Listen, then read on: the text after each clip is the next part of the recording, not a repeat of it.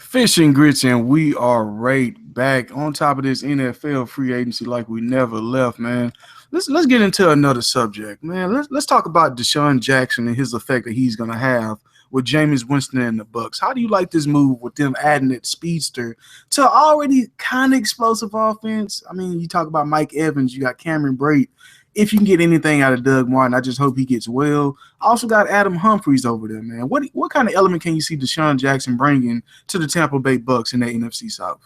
Man, I hope Adam Humphries continues balling like he was balling at the tail end of the last season. And if they get rid of Vincent Jackson, that's good because Deshaun Jackson, they needed a deep threat because Vincent Jackson and Mike Evans basically they were the same type of player. Michael Evans is probably like a younger, more athletic version of Vincent Jackson. And I like that pickup that they did of Deshaun Jackson because Jameis Winston has been complaining that he needs a deep threat. And they finally got a deep threat that can take the top off the defense and create more space from Adam Humphries to move around. Doug Martin, if they happen to bring him back, they do have Jacquizz Rodgers. So if they want to run with him, he has room to move. And also you have room for Mike Evans to work in the middle of the field and Cameron Brate. So I like this for their offense. And I think that they're making a nice little splash on the defensive side too. I saw they had a few signings. It's been so many signings, I can't remember them all, but I know they made it. It was Chris Baker, I believe. I believe so. The defensive lineman, so they trying to shore up that defense. Yeah, you got to have some pass rushers in that division right there. So that's a hell of a pickup. Yeah, they picked up Baker. Yeah, that was a good signing. And then I don't know what they're going to do at running back. They have a few choices. Maybe if Latavius Murray want to come down here or somebody like that, that would be a good thing for the offense. If they don't want to. Well, since you mentioned his name, what kind of team can you see Latavius Murray going to? I think a few reports that I've seen had him interested in a team like Seattle. I mean, that would be nice. Yeah, that seems like a nice pickup. But what kind of team can you see Latavius Murray going to? Do you think he'll be able to continue that success? He's a bigger back. He's about 6'3", about 230. He's a bigger back. It seems like Oakland is not trying to make him a priority as far as bringing him back either because they still got to give money to Khalil Mack. They still got to pay David Carr coming off his injury. They want to take care of their cornerstone players. So they got three running backs that's just as good as him and can produce just as good as Latavius Murray. And other running backs is going to be in the draft. I mean, we just seen Joe Mixon run a 4.3 in the 40, which would have been number 6 at the combine if he was actually invited to it. So he's easily a replaceable player at running back. And the running back market is at its all-time low. I mean, when you don't even see Adrian Peterson getting his name out there on day one, that goes to show you where the running back market is at right now. But what type of team can you see Latavius Murray going to, and do you think he can have any type of success without that big offensive line in Oakland? There's 2 teams I can see him going to, and it's 2 teams that desperately need a running back. And see if you feel me. Green Bay. I like it. The Lions. I like it too. They both of them are in desperate need of a power back and a power back that can catch out the backfield because they have the type of quarterback that likes to scamper around, and the same thing that David Carr did, but they didn't. Oakland and they had so many other running backs to choose from. They can fill that role. Yeah, true. What's that? They had other players that could fill that role also, so he didn't need to be out there for 3 downs. Yeah, but he can't be a 3-down back, and he can't catch out the backfield. So I would like to see him go to one of those 2 teams. I can't really think of any other team that that would suit his skills. Maybe the Vikings, but the Vikings have a terrible offensive line that they need to shore up. So I would want him to go to one of those teams. Seattle would be a good team, but that offensive line, once again, is a problem. They did add Luke Joker. I mean, he hasn't been much, but almost anybody would be an upgrade in Seattle. They've been struggling on the offensive line, it seems like the last 5 years. I would have liked Jamal Charles there, if you want to be honest with me. I mean, he's still out there. I think he's having a meeting with them. I still think he got a lot of juice left. I mean, if you can team him up with another running back, have a little 1-2 punch where he don't have to go out there and give you 20 carries. If I can give Jamal Charles the ball 8 to 10 times, I'm content with that. There you go. But he's having a meeting with him, and you have Jamal Charles and you have Thomas Rawls. Boom, there you go. You'll be all right. You have your power back and you have your good out of the backfield back. But there's one thing that I wanted to say, because I know we're talking about Latavius Murray. There's one move that was made that I thought was a great move for the offensive side of the ball. The Ravens, they picked up Danny Woodhead, and Danny Woodhead is basically Justin Forsett, but better in my mind. And that's the type of player that Joe Flacco needs, because if he's under pressure a lot and his wide receivers don't get off the ball, get separation like they struggle with this year, he needs somebody who can run out the backfield that he can dump it off to, that can take it and get the necessary 5 to 8 yards, scamper. And, Danny Woodhead does fit that offensive nicely. So I think that was another quiet, nice pickup. No, it was a great pickup, and just to add some fantasy applications to everything, Kenneth Dixon is going to be missing the first 4 games. Yep. So you could have Danny Woodhead like that D'Angelo Williams type of player for the first month. Still, you can get like the 6th or 7th DeMarcus, round what you doing for a little bit. DeMarcus, what you doing? Why are you giving away secrets, man? Hey, I'm just giving them a little taste of what's to come later on. No. Hey, I gotta give him a little bit. But hey, yeah, that's a hell of a pickup right there, man. Especially if he's healthy, like you just said, because he's been productive almost at every place he's been in. Hey, and let's talk about this other this other pickup that just happened. So there's 2 pickups that I really want to talk about. There's one that we have not touched on, and that's Brandon Marshall going to the Giants. That is the best pickup in right now of the offseason, and it will be in my mind, because you're basically getting rid of Victor Cruz and you're putting Brandon Marshall in. Mm-hmm. Brandon Marshall is still a top 10 receiver. Remember, this guy made Ryan Fitzpatrick have a career year. True. 1,500 yards, 14 touchdowns. I believe that Eli is a little bit better than Ryan Fitzpatrick. Just think about a little. Yeah, and, a lot better. The turnovers throw me off with Eli sometimes. But like I was saying, if you think about it, the mistakes that Eli is prone to make, Brandon Marshall can, correct those mistakes. Like an overthrown ball, Brandon Marshall can leap up there and grab that, or like a ball thrown too low. We seen Ryan Fitzpatrick throw many of low balls to Brandon Marshall. He'll pick him up and take it to the house. Same as Odell. You have 2 consistent wide receivers now. Don't let them mess around and get a running back. Guess what? Mm-hmm. The Giants are going to go far. And another team I want to talk about is the Eagles. The Eagles, I love their picks. Picking up Alshon Jeffrey and getting Torrey Smith. Mm-hmm. That adds speed and a big wide receiver that can get up there and grab that ball. Because I know they also got that other big wide receiver from it's not Justin Hunter, the dude from the Titans that they got. Oh, Dorian Green-Beckham. So you got 2 big bodies out there now who can jump up and get the ball. I don't know what you're gonna do with Aguilar, but then you have Torrey Smith, who's still a good wide receiver. Don't be fooled by him going to the 49ers and he kind of disappeared. He's still a good talent, and you see what he's done with Joe Flacco for all those years. So I think that's a great pickup, because that defense is still going to be good. I don't know what they're going to do now. They lost Barwin, but the offensive side of the ball is looking good going forward. Like, I want to ask you this question also. We got Alshon Jeffrey, who signed a 1-year deal with the Eagles, but do you think this is the perfect spot for him to do a 1-year prove-it contract? I'm sure he wants someone with like maybe a better quarterback, a more established offensive system to where he can fit in. Ooh. Alshon Jeffrey, do you think this is the right place to be on a 1-year prove-it deal? Man, I heard he had got a 3-year security deal from the Vikings that he turned down, because he said he wanted another year to show out and shine, and he likes Wentz, whatever his name is. And I was like, I personally thought he would be better with the Vikings, because him, Stephon Diggs, I think that would be that would have been great, but I'm pretty sure he thought about the offensive line and them, that whole running back situations. Who do we say we want to Alshon go to? Oh, the Cardinals. I would have been nice if he went to the Cardinals, but they got Larry back. So I wish he would have run to the Cardinals, or a team that really needed a deep threat or a deep body, somebody that can really showcase his talents, because, the Eagles, they throw the ball, but Carson Wentz doesn't throw it as much. Maybe it was his rookie year.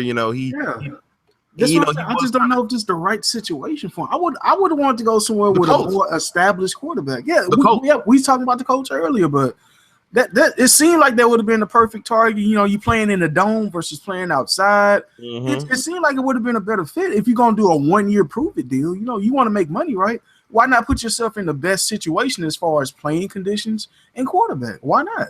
And I kind of wish that the Cowboys, honestly, I wish the Cowboys would have got Kenny Steele or or some like a quick, fast wide receiver like Ted Ginn or something like that, because Terrence Williams is a good wide receiver, but he's not going to give you the blow the top off deep ball threat that they really need, because if they were to get that, they would kill in all three phases. They have a good person, a good slot with Beasley. You have a good who can get up and get that 50-50 ball in Dez. And then if you add a speedster like Ted Ginn or Kenny Stills, you have a deep threat. And then just they would be unstoppable on offense. So I'm mad that the Cowboys didn't make a splash and try to get that. But there is a lot of good wide receivers coming in draft, so they may try to hit up the draft for that. But I still think they would have really benefited from one of them. Definitely. Yeah, the draft is going to be very deep, and you can kind of see that a lot of teams are hesitant to make big moves because they feel like they can rebuild their team in the draft versus trying to spend all this money free. Because some of the free agent tickets is like, oh my goodness, they getting paid how much? Like Jesus Christ. Yeah, that's crazy. And like you said, they said this draft and the next draft is supposed to be one of the deepest drafts. And I think that a lot of these teams, like you said, are they're not trying to put all their chips in one basket and signing these free agents that do look good on paper and have proven themselves to be good. But there's a lot of prospects, like we said, that are out there in the draft that can really change a whole bunch of teams. I mean, because Marcus, we're witnessing, it seems like every class stronger, bigger, faster. You see these running backs ripping out 25 reps and running a 4.4. Like, what the hell is going on here? And the thing that's crazy about them, that I was telling somebody the other day, that these players are starting to come in NFL ready. Yes. Like, they really coming in where it's like plug and play. Like, I take you, I need an offensive tackle. I grab you, you're starting, and you're ready. Like, there's no slipping up. And that's the thing that I don't know if it's the maturation that's going on in the college system, and these players are getting, I don't know, rested and well fed and well conditioned. I think it starts from the bottom, man. I think Little League has gotten better. I think the competition in high school has gotten better with all these different kids at different schools. You're able to see multiple powerhouses now. Back in the day, I want to say between the 90s and the 2000s, it was always 5 schools that probably compete for a championship. Now you got upwards of 10 and 20 schools that have 5-star athletes all throughout the lineup. So you're just starting to see that progression, and then they get to college. They're starting to pick schools that actually is going to help them produce in that system, or have an NFL ready type of system to where I already know majority of the plays, or at least the basics. Like, you're just starting to see these athletes becoming a little bit more smarter. And you also starting to see like the small town guys that go to the smaller schools, they almost NFL ready too, because they go to schools when they can't get into Division I, that's going to run an NFL type offense. Or they may have NFL ties, That's true. And I kind of wish these college players that's coming from college basketball would come and be NBA ready, because a lot of these college players that they're coming in from the NBA are not ready, and they're not ready for the. That's two different markets, though, man. That's like, because you got to, in the NBA, you're a top prospect. You only have to be better than about 60 of your peers. In the NFL, it's 250 new bodies coming in getting drafted. Then you got another 10 to 20 people that they bring in for training camp. It's too much competition. You can't really get marketed like in the NBA. You get one Adidas deal. Shit, it don't even gotta be Adidas. If Skechers call me and they gonna offer me $500,000 just to wear some shoes for a day, I'm about to wear these shoes. I don't know about you, but you're not gonna get those same opportunities in the NFL. Look how long it took Tom Brady just to get an Under Armour commercial. Yeah, that's true. Versus a Steph Curry. I'm not just trying to throw Steph Curry out there, but any NBA player, shit, if I'm signing you to Under Armour, man, I'm about to start promoting you right now. When you get to the draft, you're going to have on an Under Armour suit. You're gonna wear my stuff. In the NFL, it's too many players. So in the NBA, it's kind of different because they all trying to rush to get those market contracts. LeBron James got was it $100 million or $200 million off rip? Off rip, like out of high school. Here you go $200 million. Here you go. You're not getting that type of money in the NFL. In the NFL, you're lucky to be on one of these commercials or lucky to be on the Rock TV show. Yeah, you right about that. You're right about that. But I really like the moves that were made. I can't wait to see what a lot of these other players like Brandon Cooks, where he is going to go, where these other free agents are going to go, where Romo's going to land. I want to see what it is. I also want to see where Jay Cutler's going to go, because I heard that the Broncos are looking at trying to move Trevor Siemian to the Jets. and free up room for Romo, because I heard the Texans are not trying to trade for Romo. So I want to see where Jay Cutler gonna go. There's no telling where he may go. If the Texans, if they feel like they need a plug and play, Jay Cutler is a good place to start. And draft a quarterback and develop him. Or I don't know who else is out there, but I want to see where Romo's gonna go. And honestly, if I was Romo, I would try my hardest to get to the Texans. And I'm gonna tell you why. Because once again, you go to Denver. Denver still have offensive line problems. They still are not ready for what Romo can offer, because he can offer a quality game, but if you don't have an offensive line that can block for you, and you getting popped every other play, that's not going to be a good situation. The Texans offensive line may be shaky, but they still hold up pretty well. And then Romo, if he wants to win now, Texans would be the best option, in my opinion.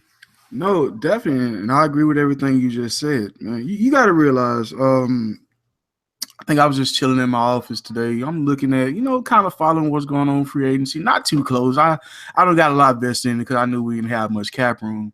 And just in the background, I'm like, man, our quarterback is Brock Osweiler. About an hour later, let Bleacher Report pop up. Brock Osweiler's traded to the Browns. I'm like, man, what do we do? What do we have to give up? Look at the details. A second rounder for next year. We get the Browns early fourth rounder this year. Give up our sixth rounder this year. Clear up $10 million in cap space and $16 million in cash assets.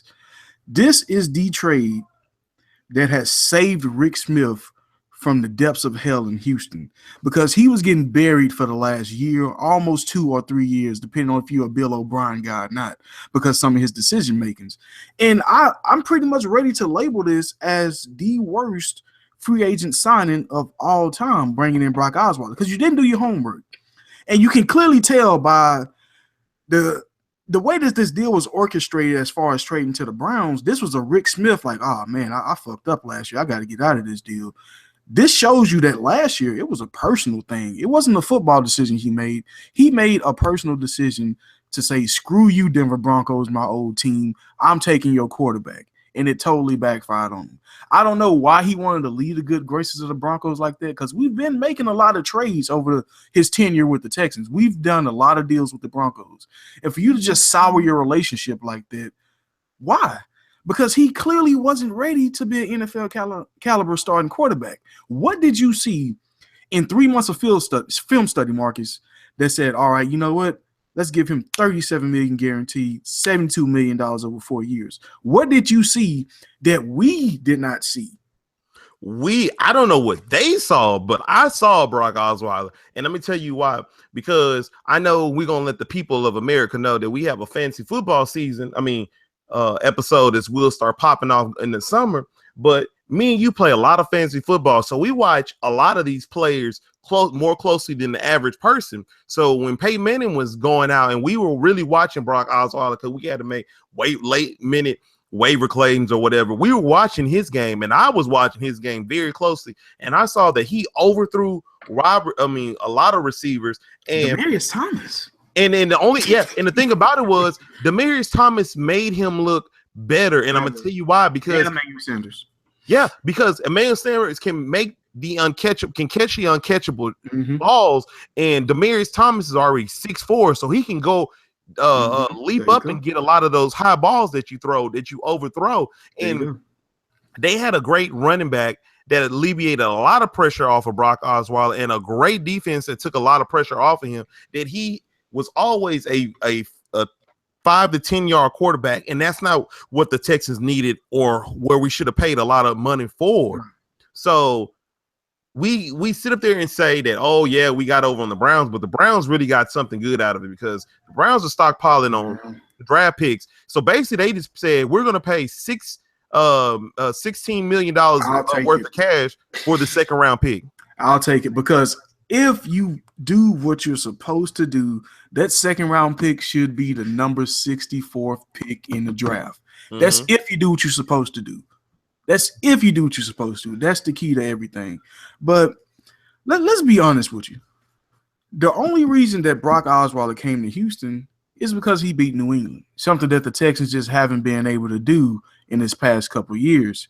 And that game tape alone, just for him making that comeback, but it still had a lot to do with C.J. Anderson running in the game with a touchdown from 40 yards. That's what I'm saying. But what I'm saying, they seen him make a game tying touchdown. A drive. For Emmanuel Sanders. They saw that late. That's what they seen. They seen one drive, Marcus. They saw that late drive that he did, and they saw that they must have fell asleep in overtime because Brock Osweiler didn't do nothing. It was C.J. Anderson, then C.J. Anderson again for 40 yards. It wasn't Brock Osweiler doing anything to the rescue. And if you watch Brock Osweiler that season struggle against easy teams, so no. I don't understand why we picked him up. And even when we did pick him up, everybody in Houston was like, oh, praise Brock Osweiler. And I'm like, no, Brian Hoyer can give you better production. I mean, but look how Brian Hoyer left the city. Like you can't come back from that. Okay, as great as he was, let me put it like this. 27 touchdowns and 5 interceptions in the last 2 years for Brian Hoyer. But he could not come back here. Okay, but let's talk about this. So as a person who sits up there and really watches football, if we spent $72 million for Brock Osweiler, we could have paid maybe $5 million and literally got the same production that Brock Osweiler gave us this year. And I truly believe that Brock Osweiler, you learn from your mistakes. So yeah, he had a bad playoff game. You don't just throw in the towel and you just don't quit. What did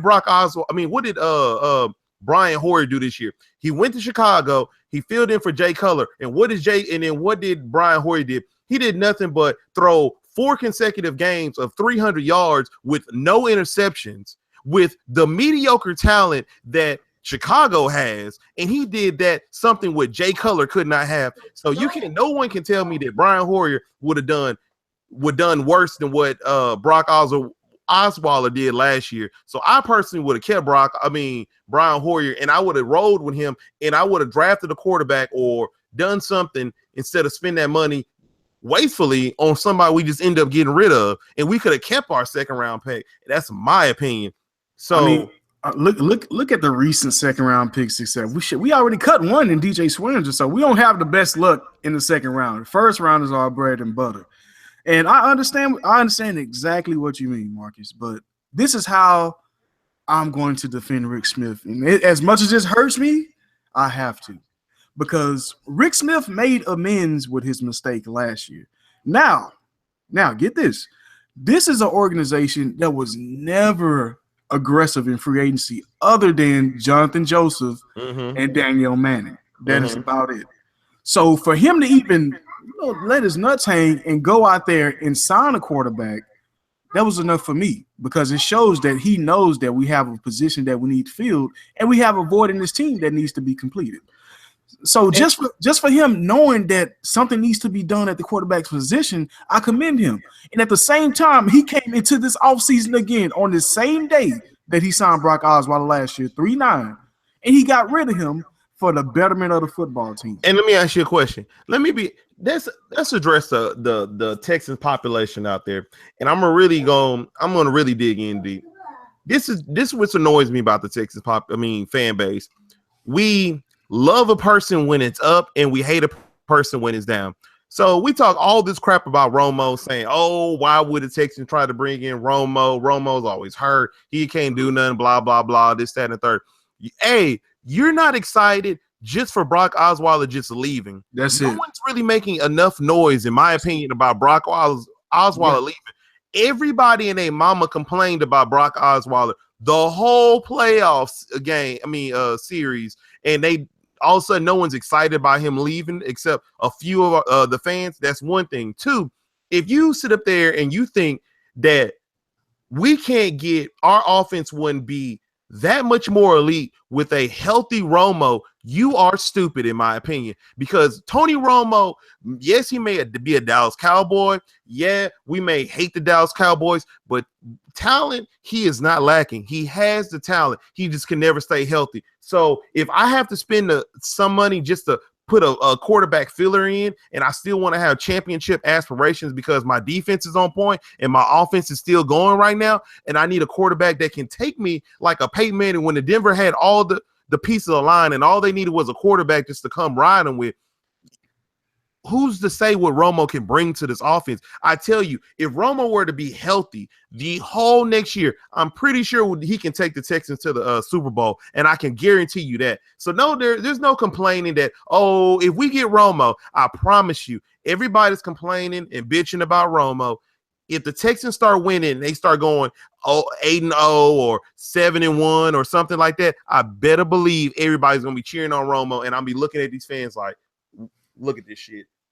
And they should, but they also should take advantage of that 4th round pick. And this is the reason why I feel like we won. We didn't lose any picks for this year, Marcus. So now we have an early 4th round pick, which means we should have fresh pickings at the beginning of the round to take a quarterback. Take one in the first 3 rounds. And that quarterback can get some type of game time if you lock up the division early enough to where you can sit Romo, have him rest, and have him play in the bigger games of the season. Exactly. So it's a lot of positives that's coming from this. And Rick Smith did the one thing that every human wish they could do. Go back and change something in the past, because it's almost like Brock Osweiler never wasn't even here. And that's why I have to commend him for what he did as a GM. And he will die as the Texans GM because he will never be fired after completing this inevitable move. Yeah, I agree. You know, man, but it was a lot of things going on in free agency today, but I did mention Adrian Peterson for a little bit. How do you think he should fit if he was to go to the Packers, man? I think that'll be perfect. You're able to play the Vikings twice.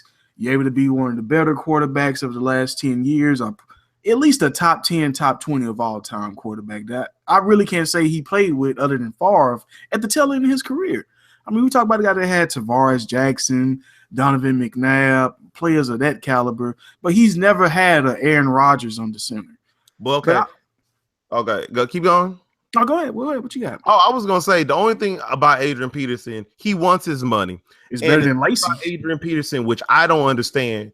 The game, you know what the NFL does. There's no name too bright that a team is willing to take on the burden if you're being overpaid. Yes, the Texans made that mistake with what's his name, with Osweiler, but that mistake doesn't happen too often where you overplay for a player past his prime. Think about this.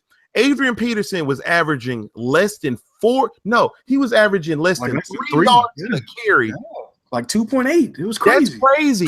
And you think I'm going to pay you, what, 18 to 19 million dollars to come play for me? No, sir. He needs to drop that number. You don't have enough game tape to show me that you are the same player that you were, because guess what? The when you were playing, not last year, but the year before, you got hurt. So we really haven't seen enough on Adrian Peterson where I can be willing to pay that type of money for. Now, if I was Adrian Peterson, I want to go to a place where they have a good fullback. So I would love for him to go to maybe I'm about to say Seattle, San Diego. That would be a nice pickup. I personally wouldn't want to go to the Packers because the Packers offensive line is still a problem to me. Yeah, they make Aaron Rodgers look good, but Aaron Rodgers dances around, so he kind of misses a lot of people. But if Eddie Lacy was getting it going last year, so maybe their offensive line is a hidden, gem, gluing together at the right time. So maybe he might want to go there. I did just knock them. So those would be the only 2 teams I could see him going to. But personally, if I was a person, if I was a GM, I wouldn't take Adrian Peterson, honestly, because there's too much talent in this year's draft at the running back position, and there's enough running backs in the NFL right now that I can say they can give me the talent or give me the running back production that I would want from Adrian Peterson with and not with the headache of the contract or the age. You ready to play GM? Yeah, let's go. All right, we are the Detroit Lions. We just got a call from 2 agents. On the right side, I have the agent of Adrian Peterson. On the left side, I have the agent of LeGarrette Blount. They both are interested in the team. We know that Blount can stay healthy. We know he can be productive in the right system. But we talking about Adrian Peterson, the Hall of Fame running back on the other end. Who you taking and why? I'm personally going to take LeGarrette Blount, and I'm going to tell you why. Because LeGarrette Blount showed last year that he can run between the tackles, something that he wasn't always known to do, especially when he was what was that? I want to say when he's the first stint with the Patriots, I think he really did learn something from Le'Veon Bell besides them smoking weed in the car or something like that. I think he learned and saw him in practice the way that Le'Veon Bell tries to elude tackles and he tries to slip through tackles. And I think that he has learned something from that. And it showed last year. Yeah, he had the, 16 touchdowns. That's if you take that away, he still had a productive year. He rushed for over 1,000 yards. I personally think Detroit should take him because I don't think Adrian Peterson should want to play behind Detroit's offensive line because their offensive line is not that good, and Adrian Peterson needs a good offensive line because it's going from the Vikings, who had a bad offensive line, to the Detroit Lions and have the same, type of offensive line. So I wouldn't want to do that. Okay, I got you. All right, man, let's talk about a team that did kind of improve their offensive line today, the Cleveland Browns, along with bringing in Brock Osweiler. They also got a new weapon in Kenny Britt. Do you think they should try to still bring Terrell Pryor in, or do you think Kenny Britt and Corey Coleman can hold down the fort as far as being the number 1 and number 2 receiver? Man, I would want to bring Terrell Pryor back in because he really did. He was kind of the bright spot in that whole organization last year because no one was talking about Isaiah Crowell. No one was really talking about Corey Coleman. No one was talking about RG3, really. No one was talking about Josh McCown.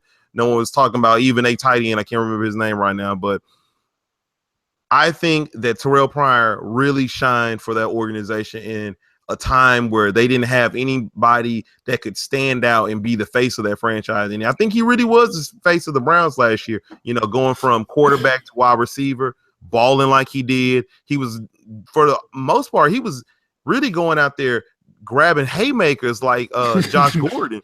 Really? It was really nice. It was nice to see. And I think that Kenny Britt really brings another level, another added weapon to that organization. And I think that both of those two players together would really thrive together. And I really want to see what Corey Coleman got because, he can never get his feet under him last year. So I would like to see the talent he can bring. Definitely. Corey Coleman has all the talent in the world. But Gary Barnidge, that's his name, the tight end. Oh, yeah. Old Gary. Let's fast forward to another quarterback situation. It looked like the Bills are going to be keeping Tyrod Taylor, our boy. I mean, we thought that probably would have been the hottest quarterback free agent to hit the market that we had seen or knew that would have been free agents. But it looked like he's going to be staying put with the Bills. Going to be coming back for another season with LaShawn McCoy in the backfield, and hopefully Sammy Watkins can bounce back from his injury. I mean, do you think this is the right fit for Tyrod? Would you rather see him going somewhere else? I mean, I want to see him somewhere else too, but Texans. I want to see him with the Texans, and I'm gonna tell you why. If you want to be honest, if Will Fuller learns to catch a ball, and DeAndre Hopkins plays not like he did last year, but the year before that, I think that he could be the fit for the Texans and take us to a place that we need to go. He would speed up the tempo of the offense.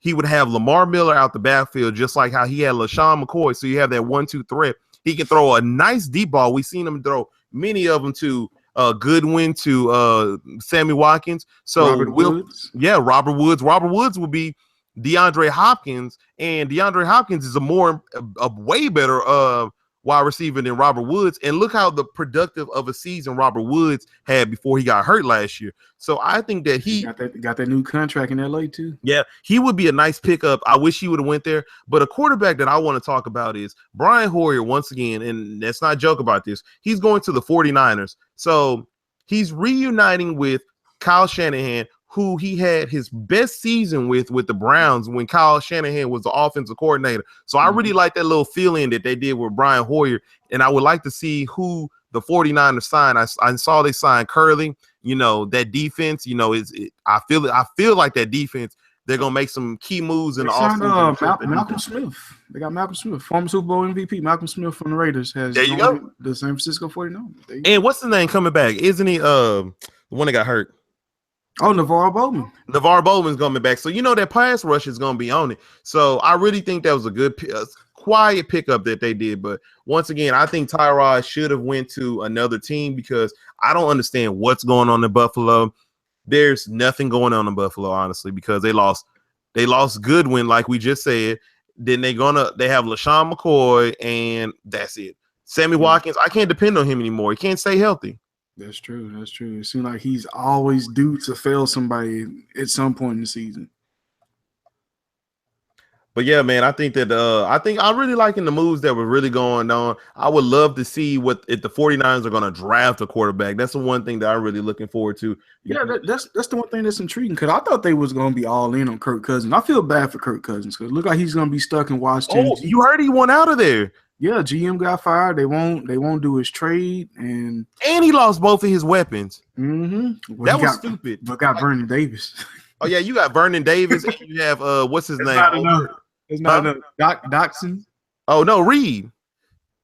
Oh yeah, Jordan Reed, who's gonna be hurt. But then you got Crowder, so I do like Crowder. Hey, I can't sleep on Crowder. I do like Crowder. I think Crowder's gonna have a hell of a season that's coming up because he's pretty much gonna have all the targets. If Reed not having a headache. Hey, DeMarcus. Okay, this just hit me. Think about this. Alshon Jeffrey should have went to the Redskins. There you go. That would have been a good pickup. Now we sit up here talking about this, but I see why he went to the Eagles. But man, the Redskins. I still don't see why. I still don't see why he went to the Eagles. It's hard for me to understand it. I mean, rookie quarter. What did Carson Wentz show you to be like? You know what? That's my quarterback right there. What did you see? Okay, so you saw a dude that would give his all. He did have a good throwing motion. He was playing better at the tail end of the season. And then think about it. He couldn't shine like he really wanted to shine because he had no offensive weapons around here. Now you have Torrey Smith, Alshon Jeffrey. You still have Jordan Matthews. You have Darren Sproles. They have to get rid of what's his name? Oh, hurt broken ankles, knees. Where his name is the running back from San Diego. Melvin Gordon? No, not Melvin Gordon. The one that they got that the Eagles have. Oh, Ryan Matthews. Ryan Matthews. They got to get rid of him. They got to sure. Latavius Murray would be nice with them because they do like to run that power back system that Latavius Murray is good for. So that's another good team that Latavius Murray could be a good fit for. But I see why Alshon Jeffrey probably went there because he can see that Wentz has the talent. He just needs the coaching and the patience, and it's going to take time for him to develop. But he has the necessary skills to succeed in this league, and I think that he has the weapons now that could, hide some of those deficiencies or something that he's lacking in. True, man. Because the Texans really need to get on the phone with the Redskins and see if they can try to get Kirk Cousins. Because wait till next year if possible. Man, but that's the one thing that could mess up everything with the Tony Romo deal. Because you're gonna be pretty much tied to him for 3 years and probably would have to cut him if you want to make a move on to another quarterback. And you got Kirk Cousins coming off the books next year. You see, like Drew Brees name always floating out there. When you clear up cap space, I wouldn't mind to see a Drew Brees down here if the Saints want to move on. I mean, if Drew Brees go where? Come down here to Houston. Oh man, that would be nice. I know, but I mean, if you clear the space, it's not just Tony Romo that's out there. And that's what a lot of people don't understand. This is not Tony Romo only. Because Denver could easily swoop in, take that trade, but we have cap space to maybe Phillip Rivers pissed off. Maybe he want to get traded. Oh, now I'll take Phillip Rivers over Drew Brees because Drew Brees is getting up there in age, but man, Phillip Rivers is getting up there, but that man is a gunslinger, and I really think Phillip he already had to move once. I mean, so shit. He might say, "Fuck it, and I want to go to Texas." Yeah, the country. What the hell is the country dude doing in San Diego? I mean, if you talk about using your cap space to the max, if the Tony Romo deal don't go, call Phillip. Bro, that is literally the greatest thing that could happen to the Texans if we got Phillip Rivers because he has the personality that would fit perfectly with the picture a HEB commercial. I want my quarterback to love football. Yeah, picture this: a HEB commercial with Phillip Rivers country behind coming across there with some ice cream, and JJ Watt having 2 big old briskets on his arm. Perfect. They both country enough. They fit each other, man. It would be a perfect match in heaven. So I really like Phillip Rivers, man. That would be awesome. But I don't see him leaving that team. Like I said, I don't either. But I'm just putting it out there that it's not only Tony Romo that's in play. You have cap space to bring in another quarterback via trade. It doesn't have to just be Tony Romo. Your options are open. If it's any kind of disgruntled quarterback on the market, shit, call the Redskins. See what Kirk Cousins wants. Just anything because you can easily sign Kirk Cousins to a long-term contract. Yes, you can, and he has the talent. And I'm not saying this could happen, but it's a possibility because you have that cap space by getting rid of Brock Osweiler. You pretty much last year with all those same free agents, but you just lost maybe your third or second best cornerback on the team. That's it. Other than that, everything else put in place. You still got your star receiver who you can pay. You still got Lamar Miller, a 1,000-yard rusher, and you still got that number one defense in the league. So everything is still great. You can bring in any quarterback to complete this team. The only thing you got to worry about is Tom Brady ass. That's it. And that's a big person to worry about. But if that's the only obstacle, you've seen what you can do in the first half against the Patriots. It's the second half where everything start crumbling. Yeah. Man, I really like I know we said this earlier, and I know I said this multiple times. I really like the moves that were made today. There's a lot of teams that's really trying to make a splash out there. Me personally, if I was going to make my prediction and I give my best grade out there, I would literally go neck and neck. It would be the Jaguars and it would be the Giants. Those are my two best. And the reason why I say that is because they literally solved the problem that they really needed to fix. The only thing Giants needed is a running back, and I'm pretty sure they can draft a running back or they can sign a free agent, running back that can fill in the void. But they really needed another wide receiver that can help Eli and help his game and his deficiencies. And I think Brandon Marshall really does that. And that defense, JPP got hurt, and that defense still was playing, out their mind last year. So there's no telling where that defense go. And the same with the Jags. Me and you said it multiple times. They look great on defense. They look good on paper on defense. If the offense side of the ball get it together, they can make a huge run in the division against the Texans, honestly. Definitely. I mean, still, as far as day one's concerned, I still got to give it to the Patriots. The Patriots. Oh, no, I forgot about them. I'm sorry. No, it's easy to miss them. I mean, we talked about them. Yeah, we talked about them early, and we already know the staple of success they have. It's kind of like not mentioning San Antonio. Like, they're still good. So, I mean, when you talk about Dwayne Allen, you bring in Stephon Gilmore, you re-sign your safety. They doing everything right. They may lose Hightower, but Hightower gonna get paid crazy money. I hope he don't go to Tennessee. We got enough tough defensive players in our division already. I hope he don't go to Tennessee or the Colts. Just stay out of our division. But they're gonna replace those players during the draft. Most likely, I can see them trading Garoppolo because they're gonna need some linebackers. It's not like the Patriots not to have good linebackers or at least solid linebackers. So eventually I see Garoppolo leaving. It's going to take the right amount, probably around draft time or maybe a draft day trade. They want a first rounder. They want a first round pick for him. Honestly, I think it's going to depend on who falls to that spot, because you can always know, like, okay, Cleveland about to come up. Oh, shit, this player's still there? Hey, y'all want Garoppolo? And are they going to turn that down? If they get Myles Garrett first overall, are you going to turn down Garoppolo as pretty much your second pick in the first round? No. That's true. You're going to take that all day. But they doing everything that you want an organization to do. Like, they're the staple of success for a reason. And Bill Belichick is just at it again. I mean, it's nothing else. It surprises me that he can be so ahead of the curve, but not only being ahead of a curve and being like 15 steps in front of everybody else, he's doing it as the head coach and the GM. We got a coach down here that struggles just to call plays, but this guy's doing everything. He's Rick Smith and Bill O'Brien into one, but 18 times better. Yeah, and I really think the Patriots are going to be in the thick of it next year. I mean, they don't have much. They just need the offensive line. If they can get that offensive line going, you get Tom Brady another 10 hours to sit back there in the pocket and throw the ball out, and then it's going to be a wrap. Yes, sir. Yes, sir. Before we wrap this up, let's just get into one more player. I want to just talk briefly about Jay Cutler. This is a person I kind of had an argument with recently because I honestly said that I would prefer Jay Cutler over Tony Romo. But I also said I want my quarterback to love football. We all know that Jay Cutler don't love football. But am I wrong for saying that Jay Cutler has all the talent in the world? What do you think?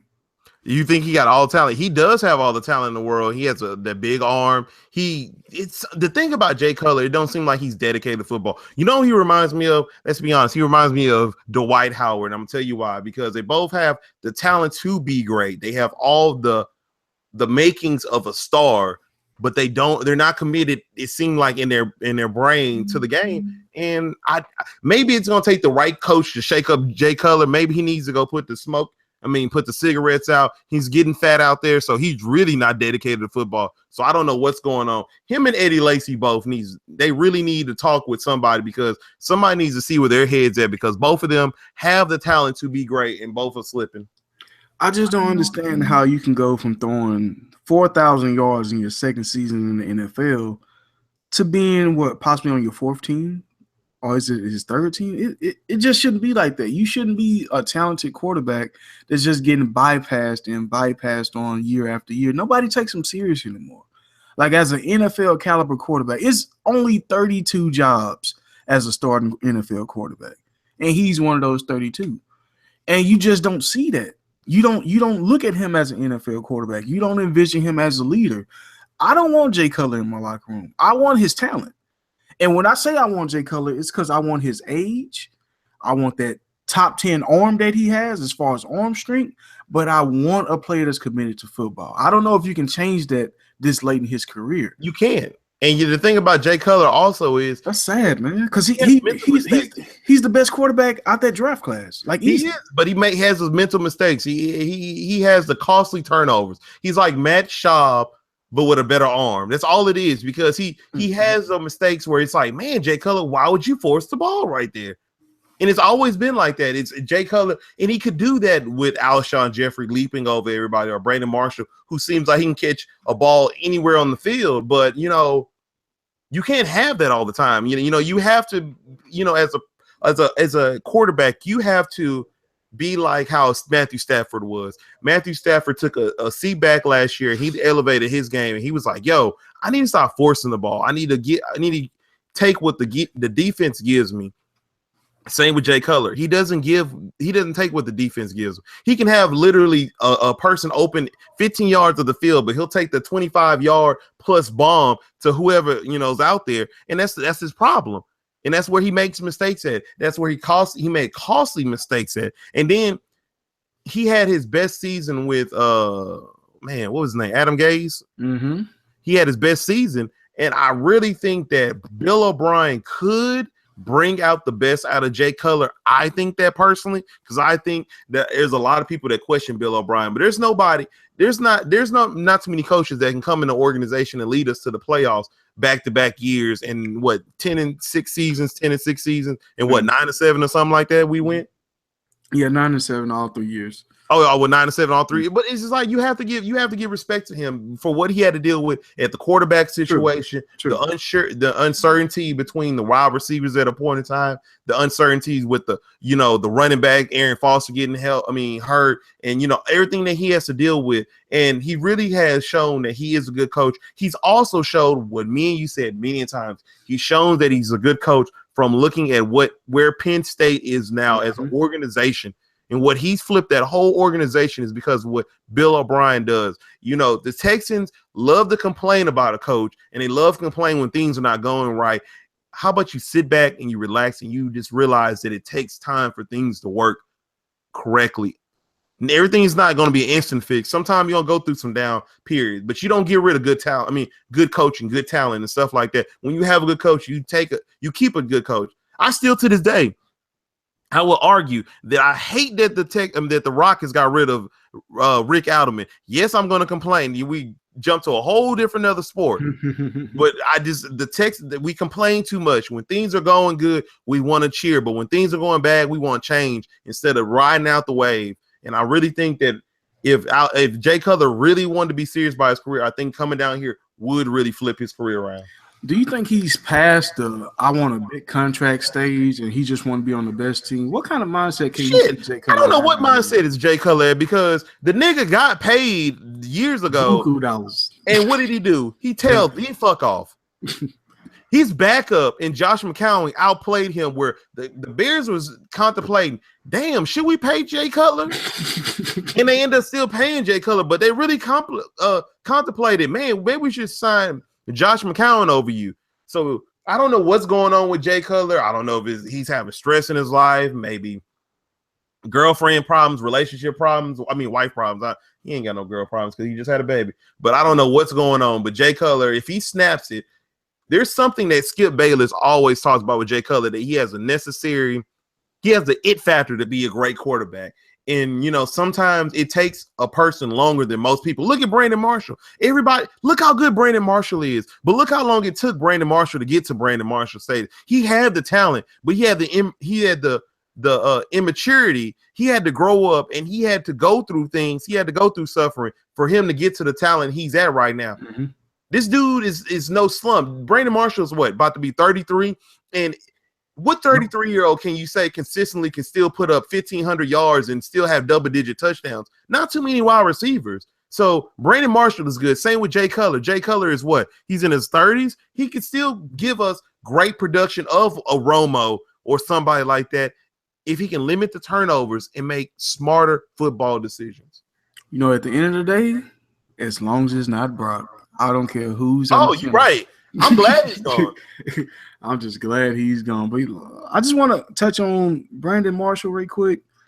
6 seasons of 100+ catches, NFL record, but 0 playoff appearances. That's amazing for a player to be that productive and never even smell the postseason. You know, I really feel like he can change Odell's career around, because this is someone who's been through domestic issues. He's like came out, he was an advocate for his situation, and he's made the best out of it. He still became productive even after his situations. And now he's still able to keep his TV show. It's going to be a lot of glitz and glamour that you're going to have to deal with Brandon Marshall.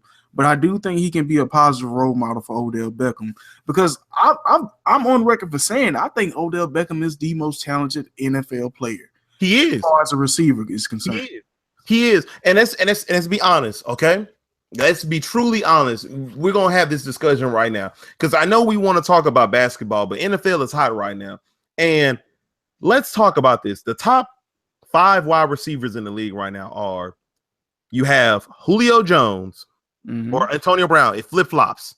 Then you can say Odell Beckham, AJ Green, maybe most people say Mike Evans, but I literally say Brandon Marshall has the talent, the speed, the athleticism to be a top 5 wide receiver like he was 2 years ago. Brandon Marshall he made a bet with Antonio Brown that he's going to have better numbers. He wasn't joking about that. Yeah, he was Fitzpatrick fucked that up. Brandon Marshall really thought that he would have better numbers than Antonio Brown, and probably could have. With Eli, he's going to bring that maturity to the locker room that they need. And you know, there's one thing that Brandon Marshall is going to bring to the Giants organization that they needed on offensive ball.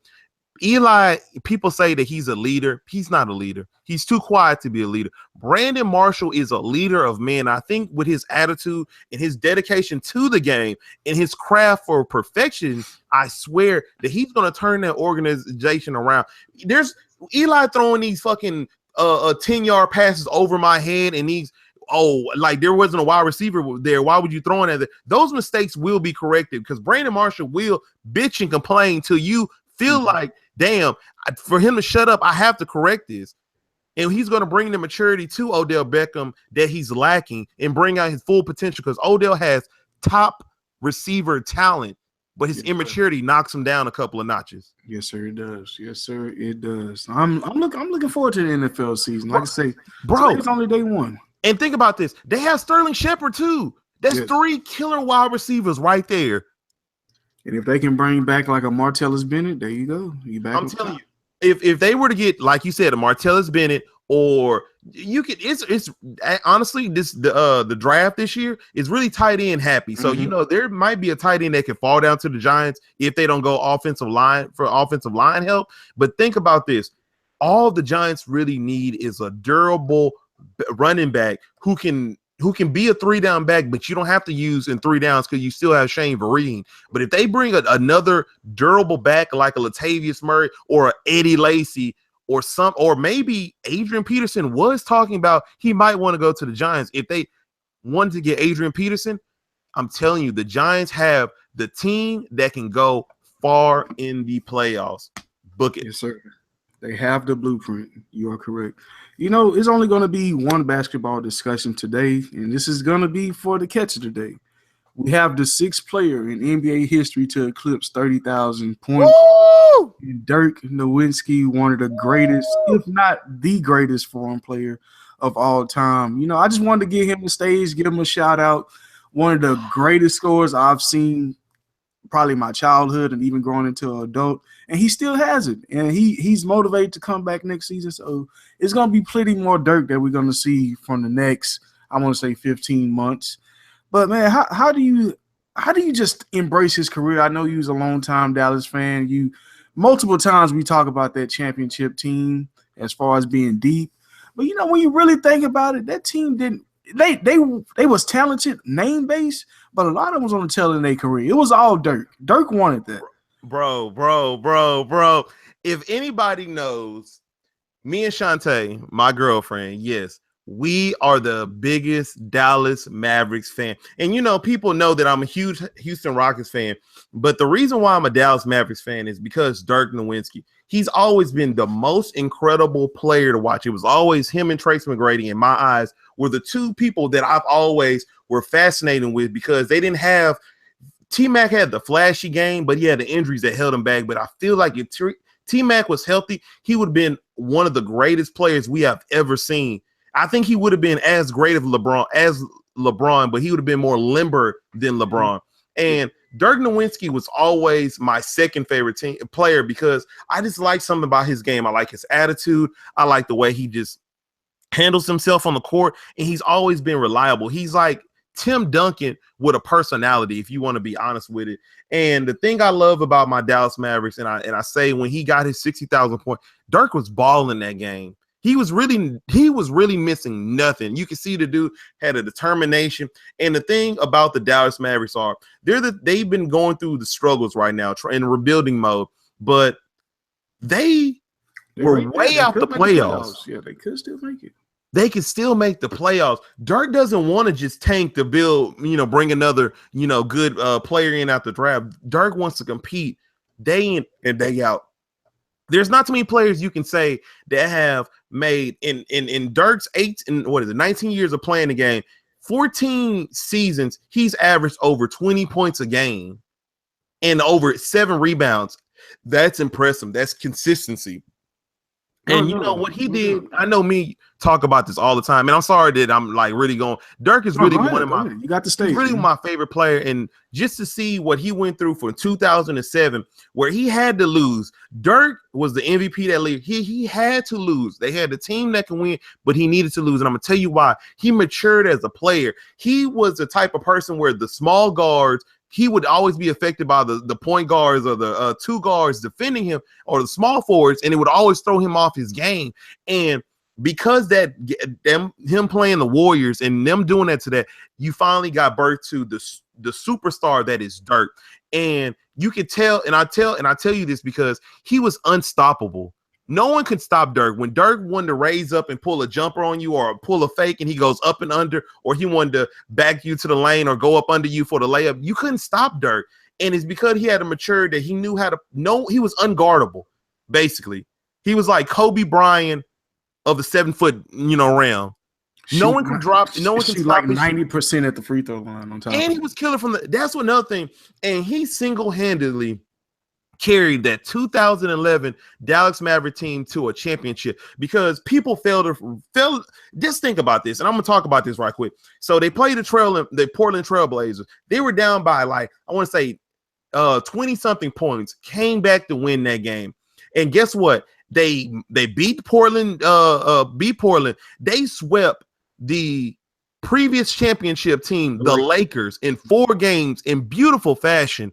Then they took a young, hot OKC team that played their heart out. They demolished them when it came down to the stretch. And they took on the Heatles, the not 1, not 2, not 3, not 4.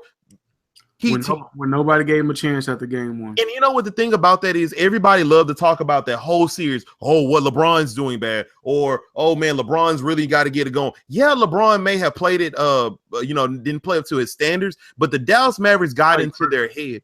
And they played perfect. They hit every shot you need to hit that series. They did. You had Jason Terry clicking. You had JJ Barea. You had Jason Kidd coming in. You had Tyson Chandler. You had Deshaun Stevenson. You had Sean Marion. You had Caron Butler, who was their second best player, who was averaging over 18, I think the 19 points that season, got hurt, did not even play another lick of basketball. Dirk had no real number two, and he took it upon himself to shine. And I'm telling you, Dirk put that team on his back. I've never seen a player personally carry one team to a championship while beating who people deem as one of the greatest teams, as in the Heat, beating them. Yeah, they caught the Miami Heat when they were slipping, but guess what? Don't knock the Mavs like they didn't ball out that series. They came back from 2-1. That was the best comeback. Before that 3-1 comeback that the Cleveland Cavaliers just had, the Dallas Mavericks had one of the best comebacks because nobody saw Dallas winning. We thought it was going to be the Heat, and we thought it was going to be Spurs. And guess what? The Mavs showed their ass out, and Dirk is the greatest European player. He's not the greatest international player because you still have Akeem out there. So Dirk is the greatest. I want to say he's the third greatest power forward in my mind, and he's the greatest person I've never met. And I wish I could meet him one day. And he likes the black ladies. You can't get bad with that. You can't go wrong with the full plate at the game, huh? Yeah, you can't go wrong. The to-go plate, man. That's that boy Dirk, man. That's a legend right there. Congratulations on your 30,000 points. And we hope to see a lot more from you in the next few years. And I want to see Dirk in the playoffs one more time. He said he's coming back next year, so I'm ready. I'm ready for him. No doubt, no doubt. Man, it's been great today covering the NFL, talking about Dirk, talking about Logan with the official rating. MJ rate of the week, 4.5. Everybody go out and see that, Logan. But, man, as for now, this has been Fish and Grits, and you guys have just been served. Y'all enjoy.